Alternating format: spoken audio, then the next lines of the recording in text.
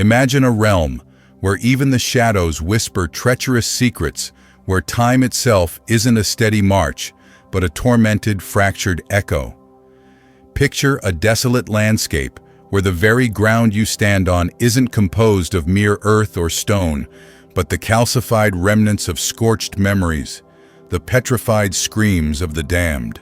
Now conjure the image of two beings titans of unimaginable power, both irrevocably fallen from grace, both consumed by an all-consuming rage, and both relentlessly driven to claim dominion over the absolute darkness. Only one can ascend to the infernal throne. Only one can wear the crown of hell. Lucifer, the morning star, once the most radiant and beloved of all angels, the celestial being who dared to challenge the very authority of heaven, the architect of rebellion itself. And Azil, the forbidden teacher, the enigmatic and ancient watcher who gifted humanity with forbidden knowledge, secrets they were never meant to possess, shattering the divine order. But how did these two monumental figures of rebellion, these colossal forces of darkness, find themselves on a head-on collision course, a conflict destined to fracture the very foundations of hell itself? What transpires when unbridled pride clashes head-on with cold, calculated vengeance, when the venomous sting of betrayal stares directly into the ambitious, unwavering eyes of power, and more importantly, who in the truest sense deserves the throne of hell, that agonizing seat of ultimate power? Welcome to Bible Mysteries, where the sacred realms of heaven, the fiery depths of hell, and the enigmatic hidden spaces in between are brought to light, unveiled for your eager exploration. Prepare to delve into the untold stories, the whispered legends, and the suppressed truths that shape the very fabric of existence. If you find yourself already captivated by the chilling allure of this dark narrative, already drawn into the abyssal depths of this epic struggle, be sure to ignite the darkness with your approval by hitting like. Bind yourself to our quest for truth by tapping subscribe, and awaken the echoes of the unseen by clicking that bell icon, ensuring you never miss another unearthed mystery from the shadows. Now let us descend slowly. Let us tread carefully into the heart of this infernal conflict. Before Lucifer ever locked horns with Azil, before the thunderous impact of the first blow, before the chilling flash of the first blade, before the deafening roar of fire erupting across the infinite abyss, there existed a pregnant moment of absolute silence. A moment in which every tormented demon held its breath in anticipation, where every agonizing scream of the eternally damned was momentarily suspended in the air, where hell itself seemed to collectively await the inevitable storm. But why? What could possibly compel a realm built on unfettered chaos, a kingdom forged in the fires of eternal torment, to fall into such an unnerving stillness? Because something of cataclysmic proportions was about to be unleashed. Not a mere ripple in the dark currents, not a petty political maneuver, but a fundamental shift in the balance of power. A war. A war for ultimate control. A war for absolute supremacy. A war that would irrevocably determine who would ultimately rule the underworld, who would command the legions of the damned, and who would forever be known as the true sovereign of hell. Let me pose a fundamental question to you, dear seeker of forbidden knowledge. Do you truly believe that evil in its inherently chaotic nature possesses the capacity to organize itself to coalesce into a unified force? Do you believe that pure, unadulterated chaos can ever willingly choose a king, can ever willingly bend its knee to a single ruler? Or does every throne in hell, every agonizing seat of power, inevitably come with rivers of blood carved into its very foundation? A testament to the endless struggle for dominance. Let us journey deeper, shall we? Let us peel back the layers of deception and reveal the hidden truths that lie beneath. Before we can even begin to comprehend the magnitude of the coming battle, before we can truly appreciate the stakes of this infernal conflict, we must first understand the warriors themselves. Lucifer and Azil were not simply fallen angels relegated to the shadows of hell. They were legends, icons of defiance, immortal figures, whose very names were whispered in hushed tones of fear and reverence even within the celestial courts of heaven itself. But despite their shared status as fallen luminaries, their paths to damnation and their very natures could not be more starkly different. Lucifer's fall was fueled by an unquenchable pride, a burning ambition that consumed him from within. He coveted God's throne, believing himself to be not only equal, but superior, destined to rule in his place. Azil's fall, on the other hand, was born from a twisted sense of compassion, a noble desire to aid humanity that was ultimately corrupted by forbidden knowledge and a blatant disregard for the divine laws. He sought to elevate mankind, to bestow upon them the gifts of knowledge and power. But in doing so, he shattered sacred boundaries and unleashed forces that could not be contained. Both paid the ultimate price for their transgressions, banished from the light and cast into the eternal darkness. But only one would ultimately rise again, fueled by an unyielding ambition. Only one would dare to claim the agonizing seat of hell as their own. And it is precisely here that our story truly begins, at the precipice of this infernal conflict. Let us peel back the layers of deception, unravel the tapestry of lies, and expose the raw, untainted truth that lies beneath. Let us begin with the genesis of Lucifer, his meteoric rise through the celestial ranks, and his cataclysmic, earth-shattering fall from grace. He was not always the devil, the embodiment of evil, the Lord of darkness. That may seem impossible to fathom given his current reputation, but it is the unvarnished truth. Lucifer, Halban Shakar, the Shining One, Son of the Morning, was once the most radiant and beloved of all the angels. He did not dwell in the peripheral shadows of heaven, but resided in its very heart, bathed in the divine light of creation. Light emanated from his very being, flowing from him like an inexhaustible spring, wrapping around him like a resplendent ethereal robe. He did not merely serve in the presence of God, he reflected God's glory, amplifying its brilliance for all to witness. Imagine such a being, an angel so impossibly beautiful, so overwhelmingly powerful, so profoundly inspiring, that even the other celestial beings looked up to him, not out of fear or obligation, but out of genuine awe and admiration. But somewhere deep within the blinding brilliance of that radiant light, a shadow began to stir, a seed of darkness slowly taking root. It started with a single insidious thought, a silent question that echoed in the chambers of his heart. Why him and not me? That is all it takes, isn't it? One insidious seed of doubt, one subtle whisper of pride to corrupt even the purest of hearts. We have all felt it, haven't we? Those fleeting moments when we feel unseen, undervalued, overlooked, when our accomplishments are dismissed and our potential ignored. Have you ever looked around at your peers, at those in positions of power, and thought to yourself, I deserve more than this, I am capable of so much more? Now imagine experiencing those very feelings in the celestial courts of heaven, surrounded by the infinite glory of God. Lucifer began to believe that he was not merely equal to God, but that he possessed the potential to surpass him, to ultimately replace him as the supreme ruler of creation. No more bowing in servitude, no more fulfilling the role of a mere servant, no more accepting the indignity of playing second fiddle. And it was precisely at that moment, when pride fully consumed his heart, that he fell, cast down from the celestial heights, like a bolt of divine lightning, banished from the light, stripped of his celestial glory, but not entirely devoid of his inherent power. Because here is the terrifying truth that many fail to grasp: Lucifer may have lost heaven, but he never truly lost himself. He landed in the abyss, broken and defeated, but still burning with an unquenchable fire, a consuming desire for vengeance.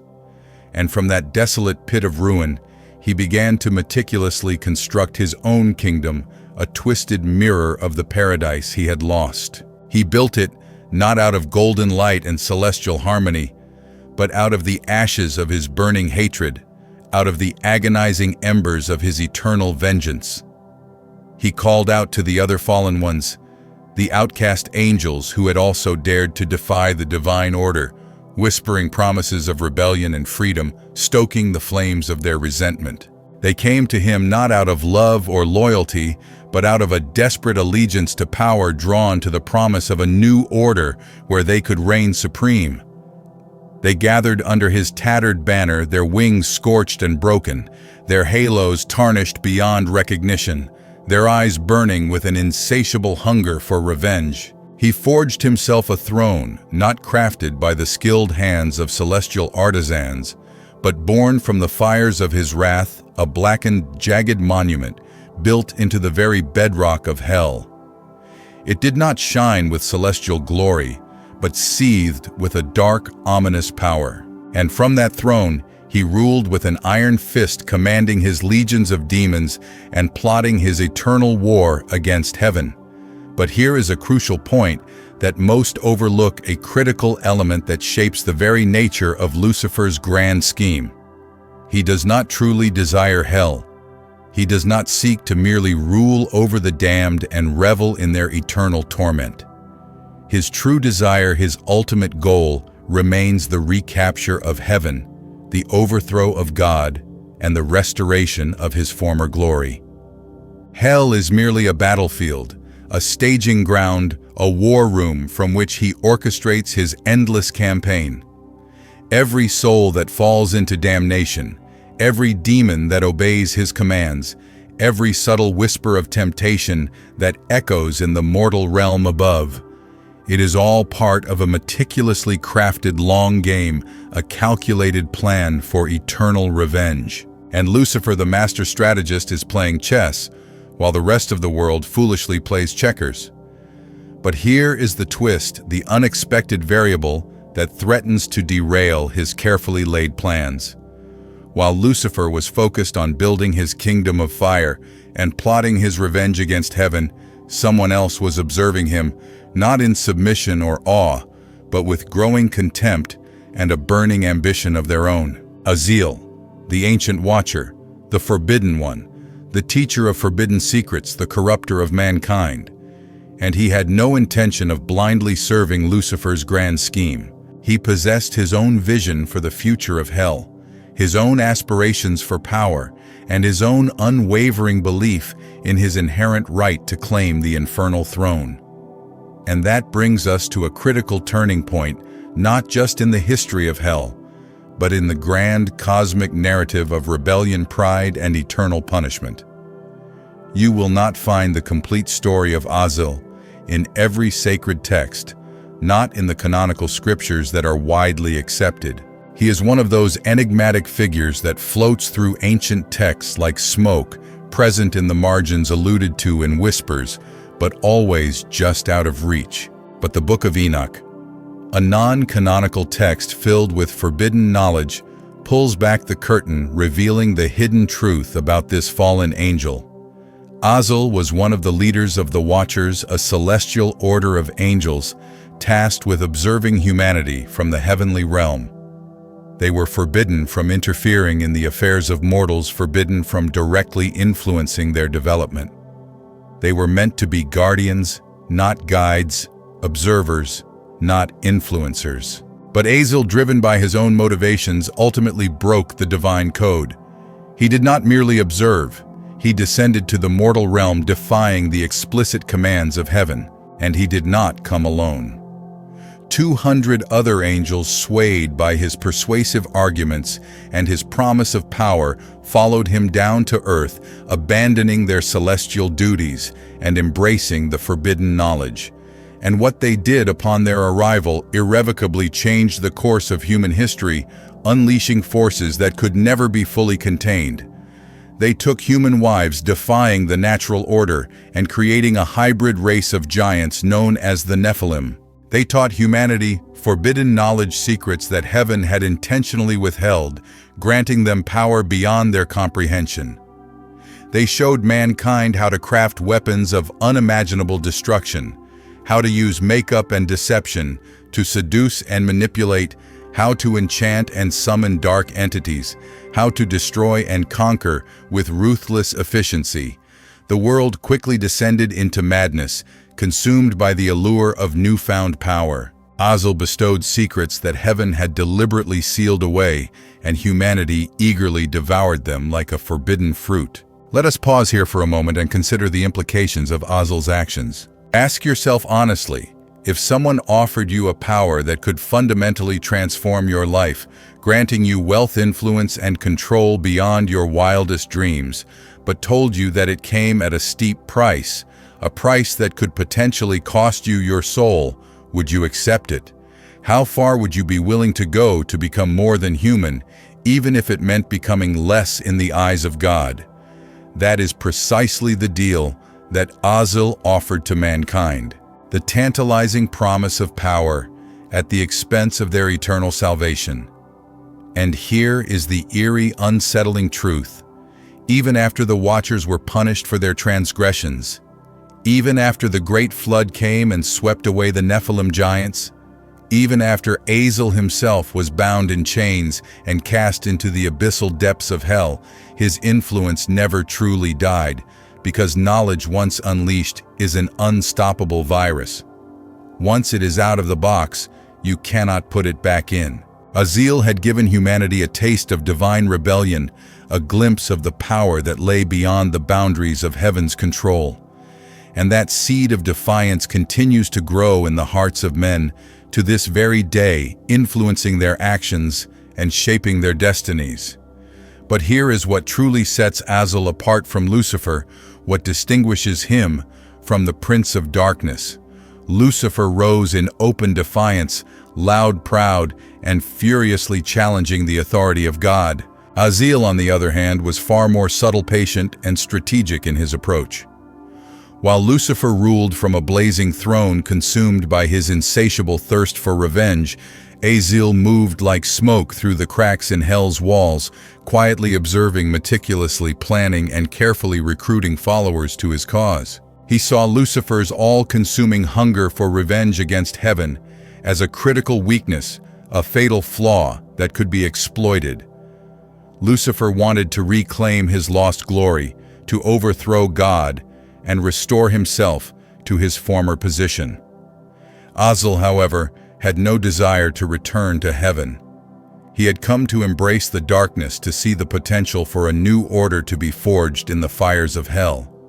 He sought to build a new empire, a kingdom of control and manipulation, right there in the heart of the abyss. He believed that hell should be more than just a place of punishment and eternal torment. He envisioned it as a thriving empire, a testament to the power of forbidden knowledge and the strength of those who dared to defy the divine order. And little by little, the demons began to listen to his whispered promises. Not all of them, of course, but enough to create factions to sow the seeds of rebellion within Lucifer's seemingly unshakable kingdom. Imagine that hell itself, the very embodiment of chaos, divided against itself. Lucifer remained blissfully unaware of the growing threat, far too preoccupied with his endless plotting against heaven to notice the subtle shifts in the power dynamics of hell. But Azil, ever vigilant, was watching the throne, patiently awaiting his opportunity to strike. He was not merely observing anymore. He was actively preparing for the inevitable conflict, gathering his forces and solidifying his position. And when the opportune moment finally arrived, he would strike with the precision and ruthlessness of a master strategist. But that moment would come far sooner than anyone expected, because all it would take was one spark, one bold challenge to Lucifer's authority, one courageous demon to utter the unspeakable, "Lucifer, your time is up." Azil's rebellion had begun. It started not with the clash of swords or the roar of battle cries, but with a single, carefully crafted sentence, a simple phrase whispered in the dark halls of a forgotten fortress, deep beneath the chasms of hell. "The throne does not belong to the one who fell first, but to the one who fell with purpose. Think about the profound implications of that statement, not mere rebellion for the sake of rebellion, but rebellion with a clear vision, a defined purpose, and a compelling justification. Azil fell for imparting forbidden knowledge, for empowering humanity with the secrets of the divine. He believed that his fall served a greater cause, that his sacrifice was necessary for the advancement of mankind. And that unwavering belief, that unwavering conviction, became the foundation of a growing movement, drawing followers from across the infernal realm. Demons began to gather in secret, not with shouts of defiance, but with hushed whispers and furtive glances. They met in deep, cavernous spaces far from the reach of Lucifer's ever-watchful eyes, hidden beneath forgotten fortresses and in the shadows of towering mountains. Fallen watchers, ancient Nephilim spirits, outcast angels. All those who had been marginalized and oppressed by Lucifer's rule flocked to Azil's banner, drawn to his promise of a new order. They called themselves the Flame of Order, a stark contrast to the chaotic nature of hell. Their goal was not to simply destroy hell, to tear down everything that Lucifer had built, but to rebuild it, to reshape it into a new empire without Lucifer at its helm. Azil began to rally those who had grown weary of Lucifer's endless rage, those demons who no longer cared about the glories of heaven and the pursuit of a lost paradise. He spoke to those who had witnessed Lucifer burn out century after century, consumed by his obsessive pursuit of revenge, while hell itself decayed under his neglectful rule. Azil offered them something different: structure, stability, power, legacy. He spoke with the authority of a king long before he ever donned a crown, inspiring his followers with his vision of a new and improved hell. And eventually, as was inevitable, word of Azil's growing rebellion reached Lucifer's ears. But here is where the story takes an even more terrifying turn. Lucifer did not rage, he did not roar. He did not immediately unleash his wrath upon Azil and his followers. He simply smiled, a chilling, knowing smile that sent shivers down the spines of even the most hardened demons. Because to him, Azil was just another fallen shadow beneath his feet, another insignificant fool playing games in the dark, another momentary distraction from his grand scheme of revenge against heaven. And that was his greatest mistake, his fatal miscalculation.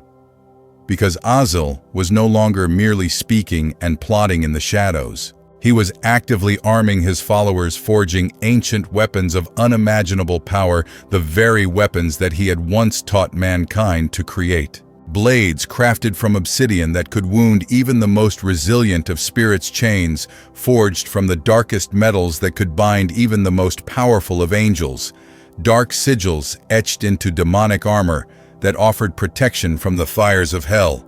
All were brought to bear in the coming conflict. So, as we draw to a close on this first part of our epic journey into the heart of hell, I hope you felt the chilling winds of ambition and rebellion swirling around you. We've traced the contrasting paths of Lucifer and Azil, two titans poised for a clash that will shake the foundations of the underworld.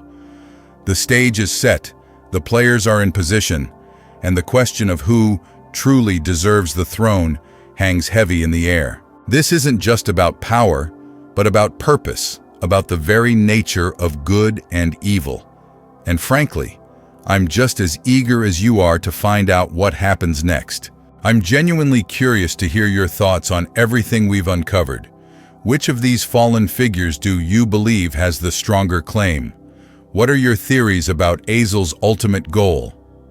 Leave your comments, questions, and insights below. Let's ignite a conversation and explore these mysteries together. And finally, if you've enjoyed this descent into the darker corners of biblical lore, make sure you hit that subscribe button. That way you won't miss part 2, where we'll witness the infernal war erupt in all its horrifying glory. Plus, you'll be the first to know when we unearth more forgotten tales and suppressed truths in future Bible Mysteries videos. Thanks for joining me, and I'll see you in the shadows.